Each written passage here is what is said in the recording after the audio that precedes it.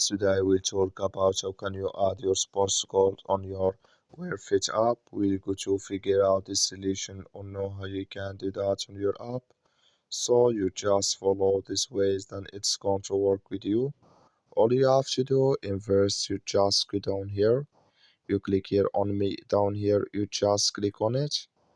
So then it's going to take you to your profile. It's going to show for you like this here.